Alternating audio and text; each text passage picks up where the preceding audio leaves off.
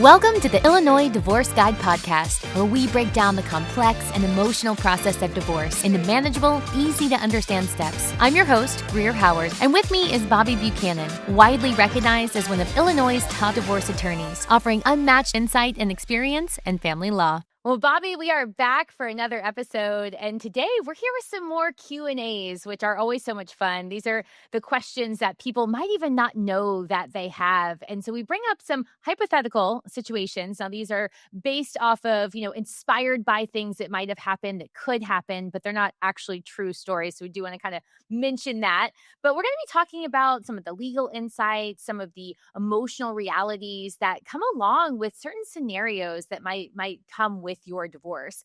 And so, Bobby, let's talk about a couple of the previews of a couple things that people might see today. Yeah, Greer, great to see you. Great to talk to you again. Before we dive in, let me just do a little shameless self-promotion here.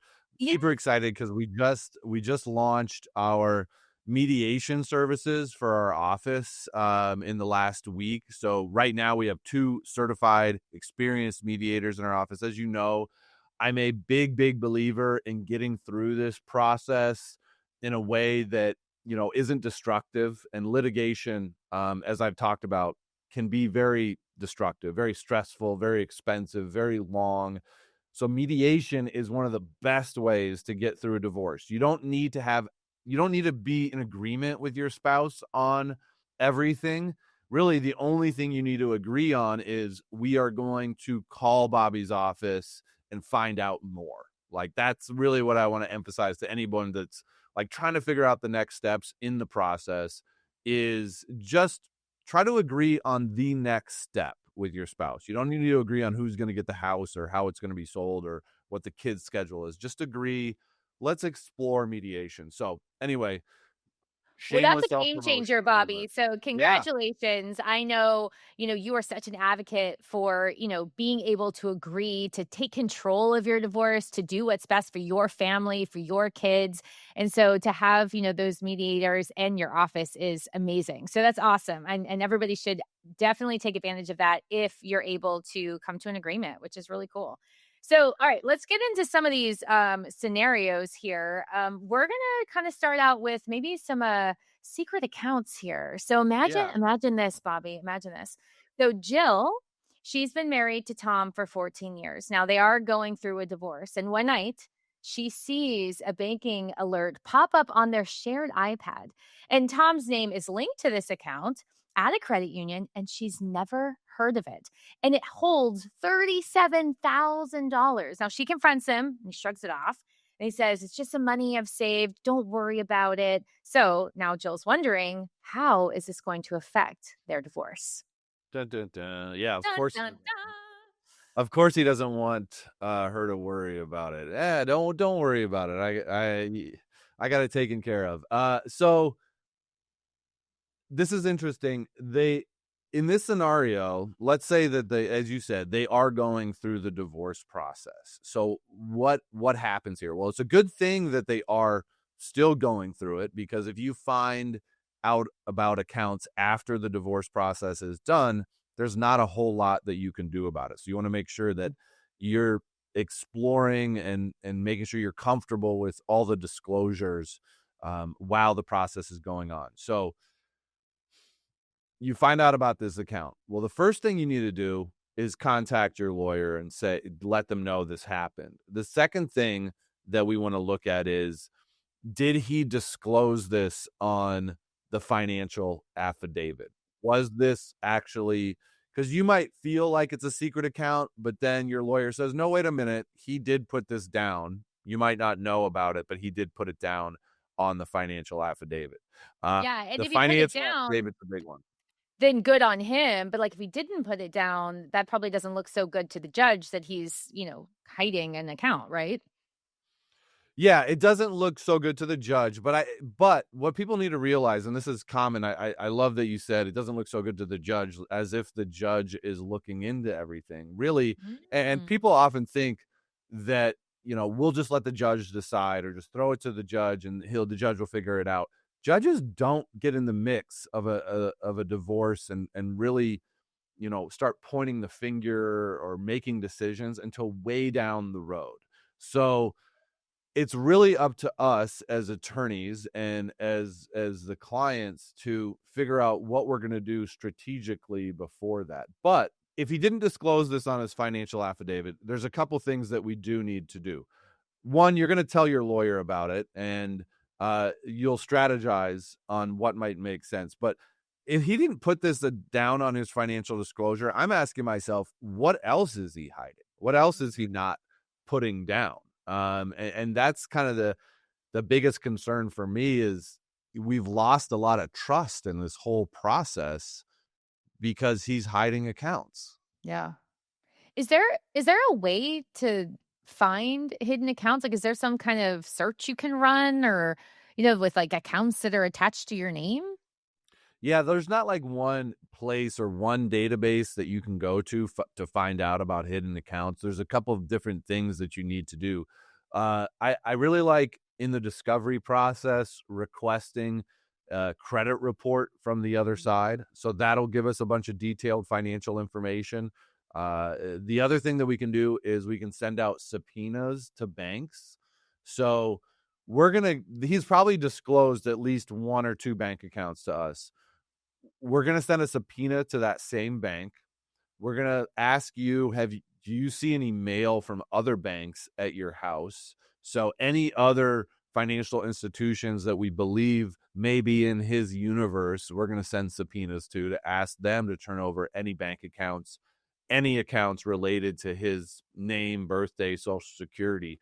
So those are the big things that we can do. And then we can issue discovery as well. So it's an investigative process for sure, but we got to make sure that we dive into it and do it. Like I said, if we don't find it now, we may be SOL after it's all over. Okay, so like, get it done now. We want this in writing right now. We want to find that out, because when it's over, it gets a lot harder. Now, another hypothetical, scenario, a lot of people, will receive bonuses, from their job every year or quarterly. So what if a spouse has moved their bonuses over time into a hidden account? Can the other party, figure out a way to, have that be part of, getting that money back for them too? Yeah. So my first question to you is, does that money still exist? So if that money is still in a bank account somewhere, then it's in play. And as long as we can identify that the money is there, and how much is there, then a court can and will divide it. The problem becomes if the money is gone. What was the money spent on? Now, if they put it into a savings account and for the last 5 years they've been using that savings account to buy birthday gifts and Christmas gifts, then no, you're not going to get that money back. That was just part of the family. If those Christmas gifts were for a mistress, well, that's another story. That would be dissipation. If they put that money into a bank account and then $30,000 of that went to some, jeweler, and that jewelry doesn't come to you, that's the problem. That could be considered dissipation, and you could get reimbursed for it. So it really depends on what the status of that money is. The short answer is yes. You can get that money back. Okay. All right. Well, let's shift topics here. Let's talk a little bit about kids. So I have let's talk about this scenario here, this hypothetical scenario. So we have David and Monica. They're in the middle of a divorce. Their 10-year-old daughter used to be daddy's little girl, but now she barely speaks to David. She tells him that mom said, "You don't care about us." Monica insists that she's not saying anything harmful, and David's heart is breaking. Can anything be done? Oh, my heart is breaking for poor David. Oh, Me too. As someone, as the father of an adorable 3-year-old, I would be absolutely destroyed if this, happened. Obviously, a 3-year-old's not going to be able to articulate that. I don't know. Maybe she impresses me every day. What can we do about this? This is such a tough one. I hate this one because you can feel so powerless if this happens, and angry. and defensive, and figuring out what the right thing to do is really hard. So I think, I always come at this from the perspective of we need to take care of ourselves as much as anybody in this scenario. And I'm a big proponent of people looking into counseling or therapy during this process. I think we need professionals who are going to help us navigate all of the tough emotions that come from these sorts of incidences. And the worst thing that we can do here is lash out against the child or the other parent, or become, accusatory ourselves. And all those things come from negative emotion. So if we can do anything to kind of maintain our own mental and emotional stability, we're way ahead of the game. That's the biggest one. Absolutely. I feel like it's so common for couples when they're going through a divorce, and it is so emotional. It's really difficult. And if you could get to a counselor, I do feel like they're able to kind of give you that bird's eye view a little bit of like things that you aren't really seeing right now. Um, Trying to help you, really focus on what's best for the kids, and maybe also kind of talk you through, how this affects your kids. And when you start to see it through a different lens, I feel like that can help change. And then, the other thing, we were just actually talking before we got started there, about this quote that, when people show you who they are, believe them. And it makes me think about if a parent can stay and give me your thoughts on it, but stay emotionally safe and secure. And even if that other parent is being negative about them, but they continue to show up for that child, and they continue to love that child, and to take care of that child, and to speak kindness to that child. I think over time, it's really hard to refute that, well, this parent does keep showing up. They are kind, they are a good parent. I mean, what has been your experience, with just kind of like trying to stay that course of being the parent you want to be, regardless of how the other spouse may be talking about you? Yeah, there's so many reasons to do that. I mean, not only do you want to do that so that the GAL and the court can see that you are the more stable parent. I mean, if a GAL is investigating the situation and they get wind of one parent making statements like this, and then the other parent not reacting to that, continually being emotionally available to the child, that is going to definitely influence the recommendation in favor of you, versus you like lashing back out and causing more conflict. Then the GL is going, well, I don't know, who the better parent is here or what the child needs. And honestly, both of these parents are doing a disservice to the child. So that's one reason. And the other reason is kids are smart, humans are smart, and they pick up on what they experience. And it might not be immediate. Yeah, like the alienation is going to have an effect on the child, and it might take years for the child to come around, or to completely come around, but they will. In most scenarios, they will, and they'll wake up and go, wait a minute, mom has been saying that daddy doesn't love us, but I think it's a little bit different about what's going on. And eventually they get old enough, hopefully, to see, I think mom is actually saying this because she's hurt, or she's angry, and she's doing it out of her own, personal reasons. I'm going to forever be an optimist about these things. And the other, I'm going to be an optimist and say we are in control, or we have the ability to control this situation and make a difference. And it's not going to be the end of you as far as this alienation goes. The other thing I want to say is I've personally been in therapy in different forms for 10 years or so, maybe longer. And I think that I just want to put that out there, because I think there's a stigma around therapy, even, and especially for men.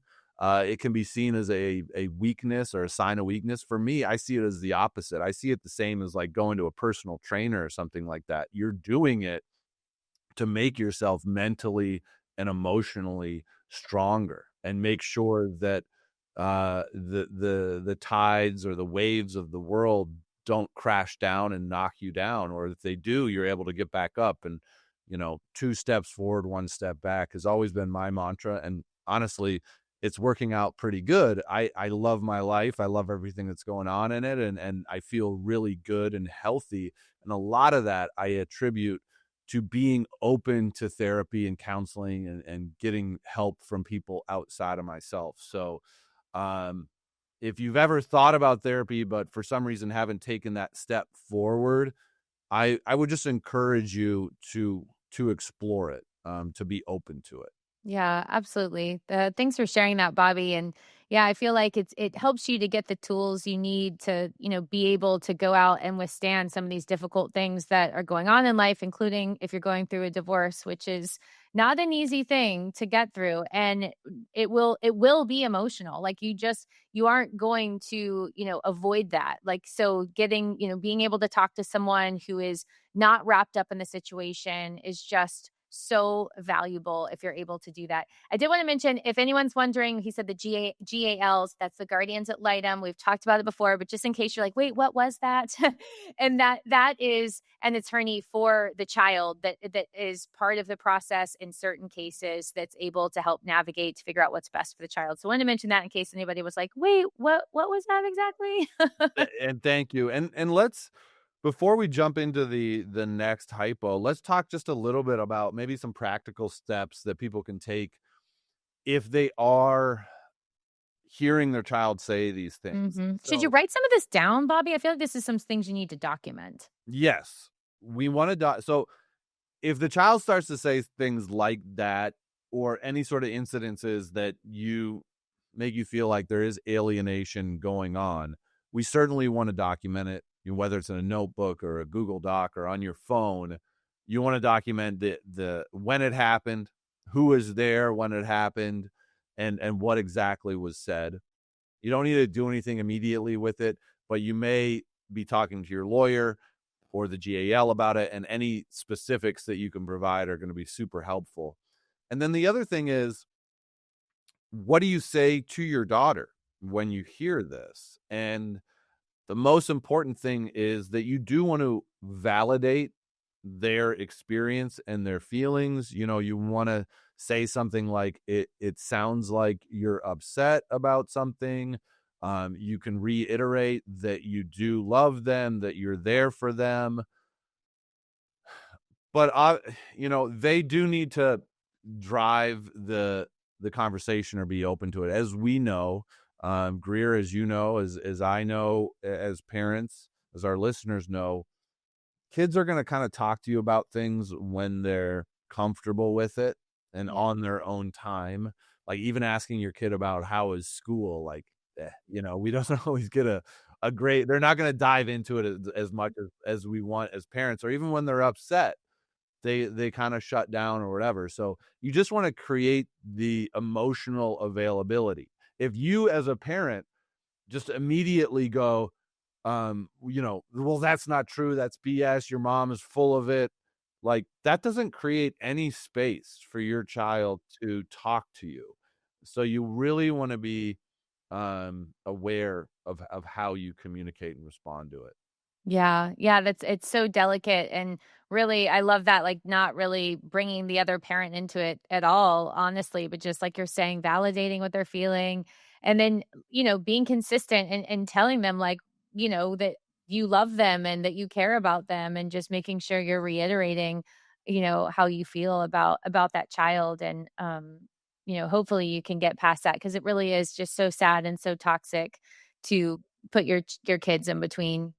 Yeah, and hopefully this is a blip on the screen. Hopefully the other parent said this in a moment of anger, and it's not like the beginning of a pattern. Like, we all say things that we don't mean when we're angry or sad, and your marriage may have ended because of unfaithfulness or some sort of big loss of trust or event that caused one parent to be really angry.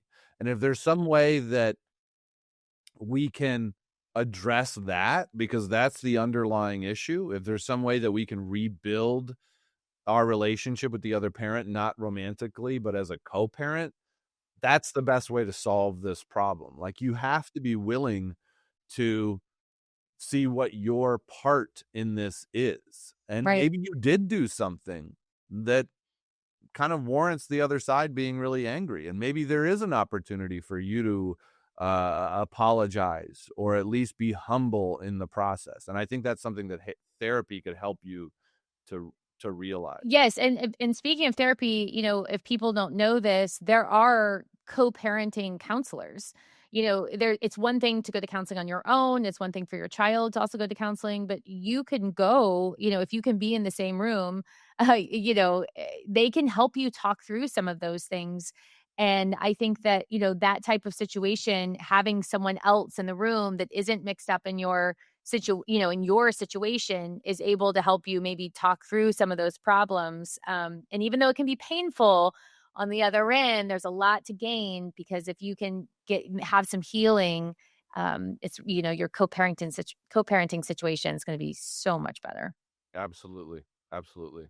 All right, well, let's move on to our next topic. Okay, so we have another hypothetical situation that I think a lot of people could relate to.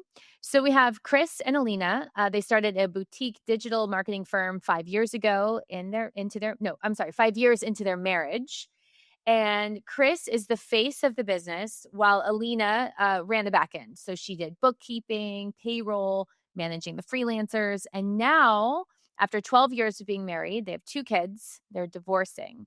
And they both want control of the company. So who gets it? And how do they split something that's both emotional and financial? So this could feel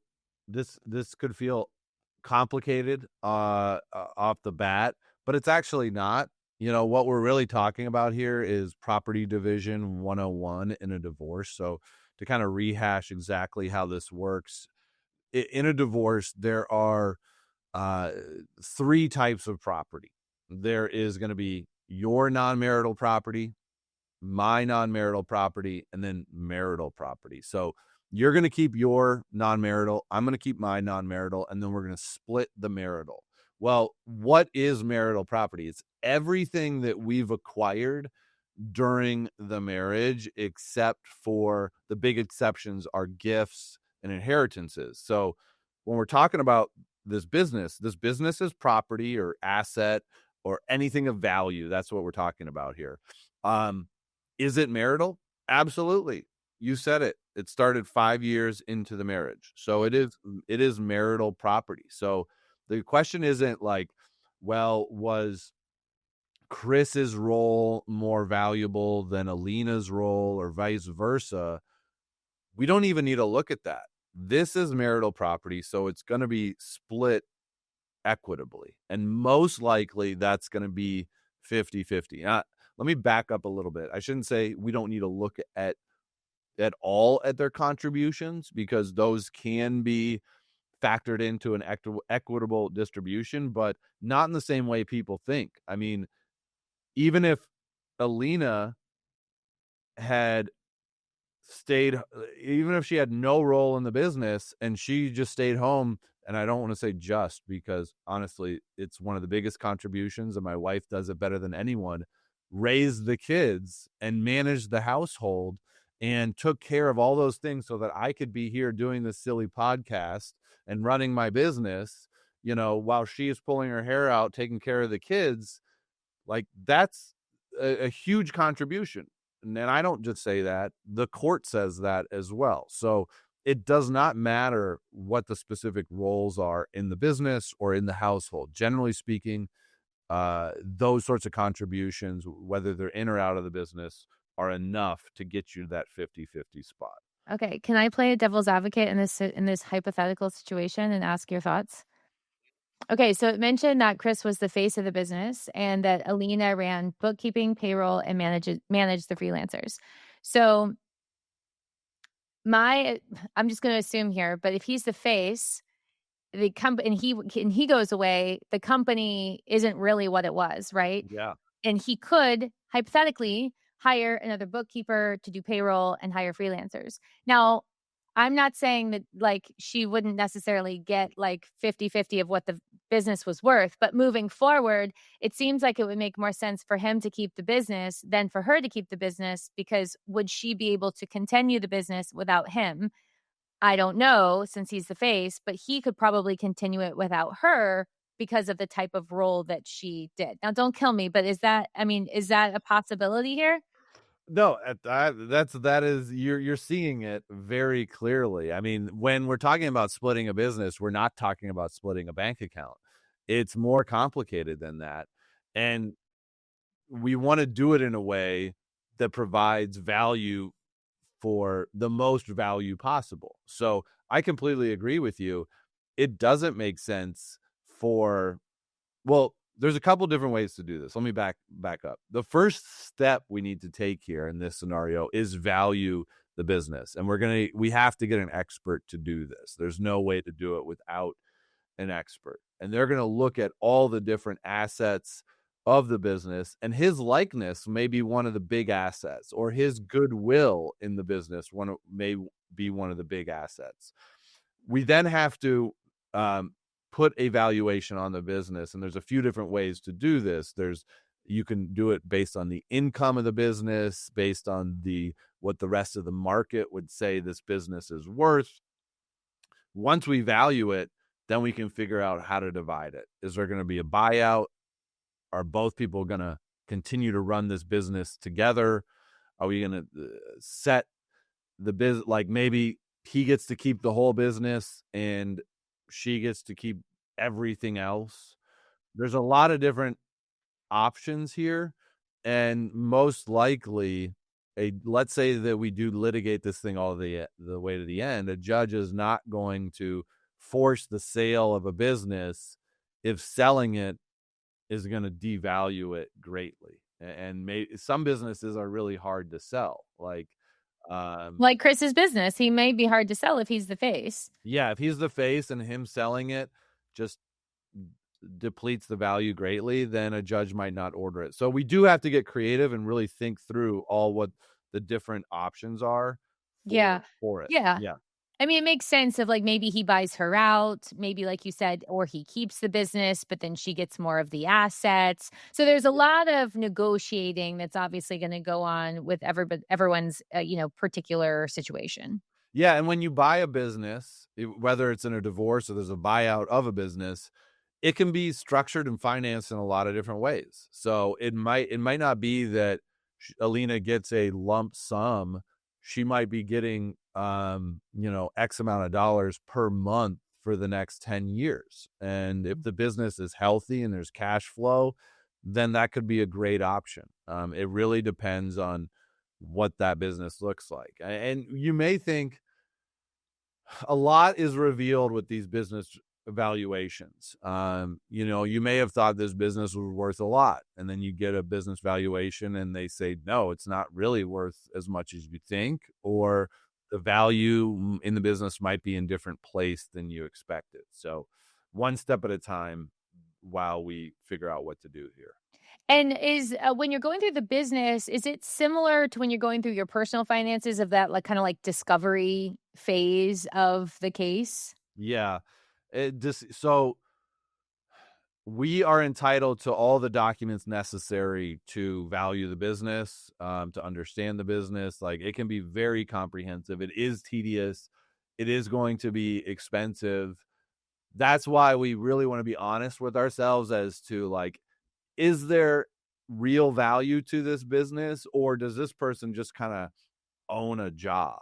Like, some businesses aren't really a business. They're just, that person is a freelancer contractor and they own a job, and you can't really divide it. It's like, it's either they're doing it or they're not. Because discovery will easily be $10,000-$20,000 on a business like this, if you really have to dive in. But you're entitled to income statements, balance sheets, cash flow reports, all of that business stuff. And the forensic expert will drive that and assist in telling you, okay, here's what I need to really value this business, and give you some recommendations on dividing it up. Okay. All right. Well, Bobby, anything that we didn't cover today or that you want to make sure we just really hone in before we finish up? No, I think we did perfect. We did perfect. A plus. Yeah, A+ to us. No, I mean, that I think we did. I think we covered it. There's nothing else that's coming top of mind. If people want to hear us talk about other things, obviously. Probably our questions and hypotheticals are making some things come to your mind if you're listening of maybe your particular situation. And if that's the case, please reach out. We would love to know your scenarios, and we're happy to talk about them on the show. Thank you for listening to the Illinois Divorce Guide podcast. We hope today's episode gave you clarity and support as you move forward on your journey. If you found this episode helpful, please subscribe, rate, and review us on your favorite podcast platform. Tune in next week for more insights and expert advice on the Illinois Divorce Guide podcast.